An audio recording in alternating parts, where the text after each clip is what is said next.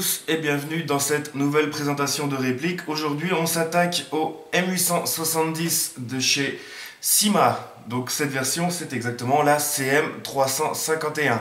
Donc, comme j'ai l'habitude de procéder, on va faire une partie sur les caractéristiques de la réplique, une partie sur ses inconvénients et ses avantages, et un test de tir pour terminer la vidéo. Donc on commence tout de suite par les caractéristiques. Alors, les caractéristiques de ce fusil à pompe Syma CM351. On a là un fusil à pompe qui fonctionne en spring, donc pas de gaz, pas de batterie, pas de rien, de l'huile de coude, un ressort et ça fonctionne. Intéressons-nous premièrement au contenu de la boîte. Donc dans la boîte vous avez le fusil à pompe, une cartouche, une tige de débourrage nettoyage, un bibi odeur, un petit sachet de billes, très certainement de la 0,12 g. Au niveau des caractéristiques de cette version, on a là un fusil à pompe qui mesure environ 640 mm de longueur pour un poids d'environ 1,1 kg et 3 canons internes d'environ 30 cm de longueur. De conception pour cette version, quasiment tout en plastique. Les seules grosses pièces qu'on a en métal sont le canon externe ainsi que le magasin tubulaire en dessous. Pour tout le reste, le corps, la poignée, la pompe, tout est en plastique. La fenêtre d'éjection ici est en métal, la trappe en dessous est en métal aussi, et l'interne on a plastique, métal qui se mélange un peu dans tous les sens. Au niveau des petites caractéristiques, on a le fonctionnement, les caractéristiques et fonctionnement basiques d'un fusil à pompe multi-shot, comme on a très souvent l'habitude de voir.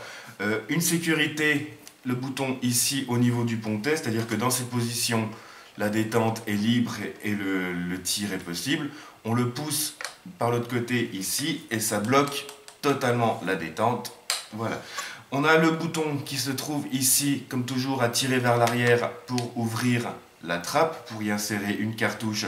Ou quand une cartouche est insérée, on va presser le bouton et ça va ouvrir la trappe et éjecter la cartouche.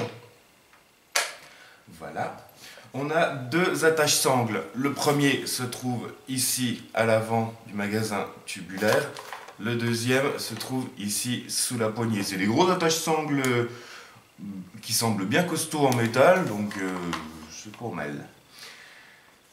On a sur ces fusils à pompe, comme toujours, des hop-up. On a un hop-up par canon, mais un hop-up totalement fixe. Comme toujours, il n'y a aucune possibilité de régler les hop-up. Les hop-up sont fixes, mais ils sont présents quand même, ce qui améliore sensiblement les performances de tir. Au niveau du tir, c'est un simple fusil à pompe. Quand on va armer la pompe, hop, ce qui va faire, comparé au double eagle dont on a l'habitude, ce qui va faire reculer un petit peu, vous voyez la trappe d'éjection.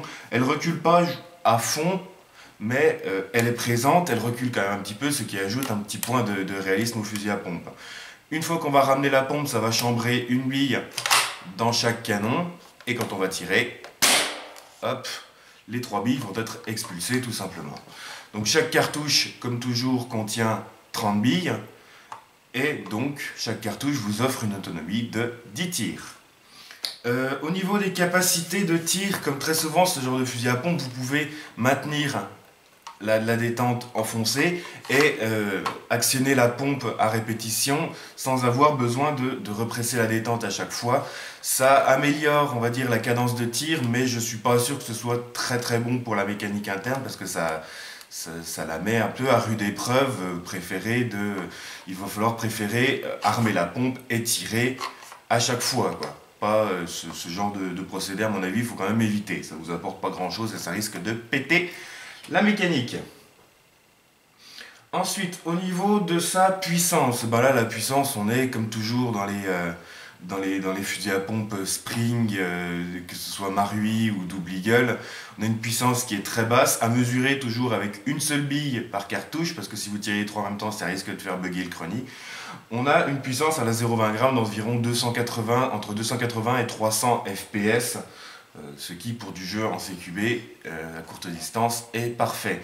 Et toujours une portée d'environ 35 mètres, J'ai testé 0,20, 0,25, c'est sensiblement la même chose, avec un petit peu moins de dispersion en 0,25, mais vous pouvez largement toucher votre cible sans trop de soucis à 35 mètres à peu près de moyenne. C'est amplement suffisant pour l'utilisation qu'on va faire de ce genre de fusil à pompe. Et pour terminer sur les caractéristiques au niveau du prix, donc là j'ai vraiment pris moi la version la plus simple, le plus basique, le plus court, le plus léger, tout en plastique. Cette version, je l'ai payée sur Airsoft Entrepôt environ une quarantaine d'euros, ce qui est vraiment pas cher. Voilà. Pour terminer au niveau des marquages, les marquages, c'est tout simple, il n'y en a aucun. C'est pas bien grave, hein, on s'en fout un peu là sous le coup des marquages pour un truc qui vaut 40 balles. Voilà, c'est vraiment un fusil à pompe très basique qui sera vraiment très utile en CQB, à courte distance sans risquer de faire mal aux copains. C'est vraiment top. J'ai fait le tour des caractéristiques, on va maintenant regarder un petit peu les avantages et les inconvénients. Alors, commençons par ces inconvénients. Eh ben, un peu ce qu'on retrouve sur le modèle de chez Double Eagle. Là, pour la version plastique, hein, on a toujours, déjà de par sa légèreté, 1,1 kg, c'est très léger. On a un aspect un peu jouet quoi, de la réplique, mais bon, pour le prix qu'on le paye, on va pas chipoter. Certains ont dit, j'ai lu et vu pas mal de reviews qui sont sortis avant la mienne, certains trouvent dommage de ne pas avoir d'organe de visée. Vous voyez que le fusil à pompe est très simple, il n'y a aucun organe de visée. Pour l'avoir testé, pour avoir joué avec en CQB, j'ai pas trouvé ça gênant du tout. On aligne le canon avec la cible. En général, ça touche, c'est un fusil à pompe, il n'y a pas besoin de viser, on tire en général à l'instinctif. Pour moi, l'absence d'organe de visée n'est pas du tout gênante. Par contre, le gros défaut que j'ai trouvé, ça va être sur le pack. Le pack en lui-même, les versions plastiques ne sont livrées qu'avec une seule cartouche. Les versions métal en ont 3, les versions plastiques en ont qu'une. Ça vous oblige à racheter des cartouches à côté parce que jouer avec une seule cartouche, si vous n'en avez pas d'autres, moi j'en ai déjà plus d'une dizaine venant des Double Eagle, donc c'est pas le souci pour moi, mais une seule cartouche pour quelqu'un qui vient d'acheter ça, qui se retrouve avec juste ça et une seule cartouche, c'est un petit peu juste. C'est génial pour les versions métal d'en mettre 3, mais une, là pour les versions plastiques, c'est vraiment pas assez. Au niveau des avantages, justement, pas des inconvénients, des avantages, j'ai trouvé, je vais vous montrer, comparé par rapport à la version de chez Double Eagle, la poignée, de par sa forme et sa finesse, est à mon goût beaucoup plus ergonomique, à une bien meilleure prise en main que la version Double Eagle. Vous voyez qu'elle est quand même plus fine, elle tient, je trouve, beaucoup mieux en main, elle est beaucoup plus agréable que les versions Double Eagle.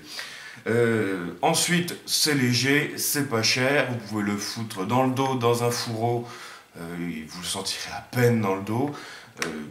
Pour cette version plastique, 40 €, c'est dérisoire comme prix, vraiment bien. Toujours les performances qu'on attend de ce genre de fusil à pompe, les 3 billes à chaque tir qui rapprochent un peu plus du réalisme de tir d'un fusil à pompe.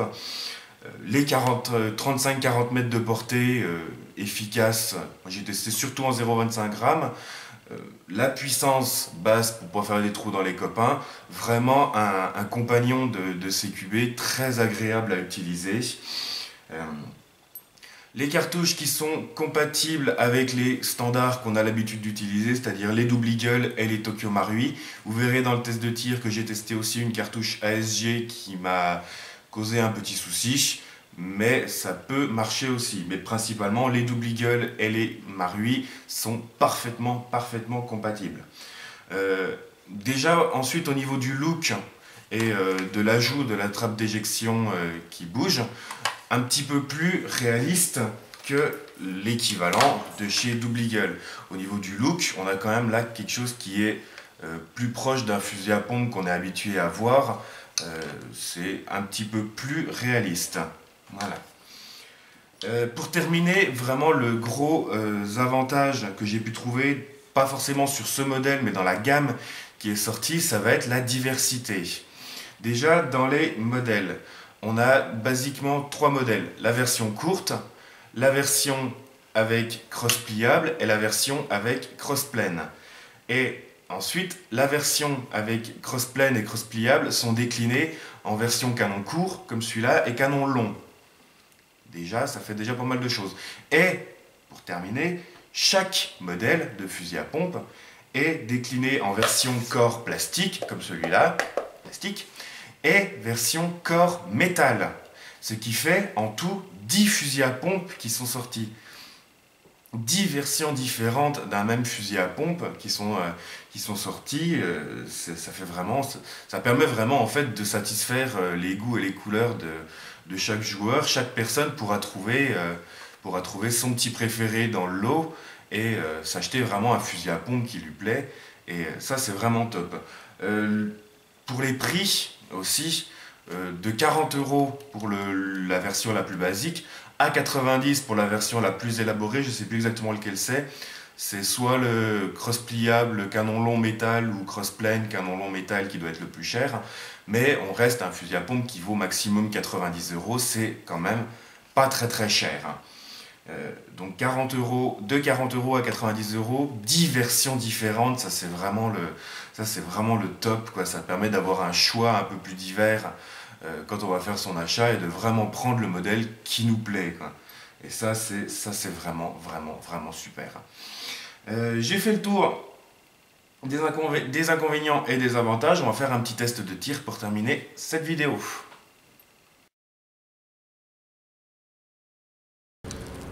Donc, nous voilà en présence d'un léger vent et d'une armée de tondeuses à gazon pour le test de tir du fusil à pompe multi-shot de chez Syma. Donc, on va envoyer de la 0,25 sur notre bidon habituel qui se trouve à une distance d'à peu près 20 mètres. Et on va tester la compatibilité avec différentes marques de cartouches en commençant bien sûr par la Syma fournie avec.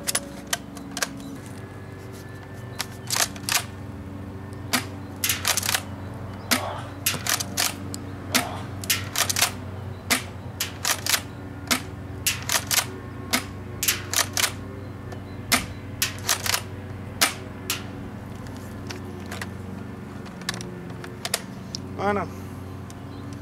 Ensuite, cartouche double eagle.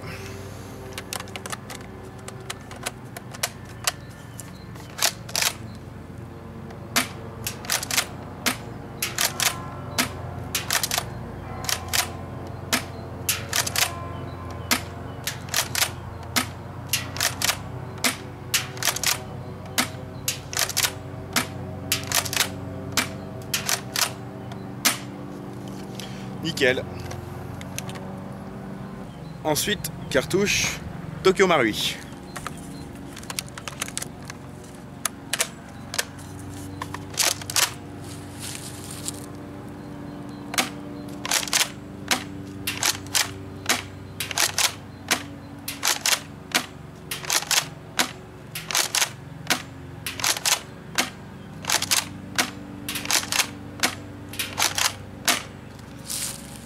Nickel, aucun souci.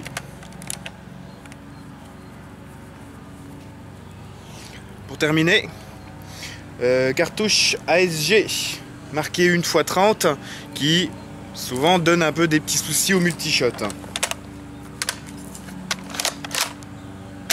Ah bah déjà.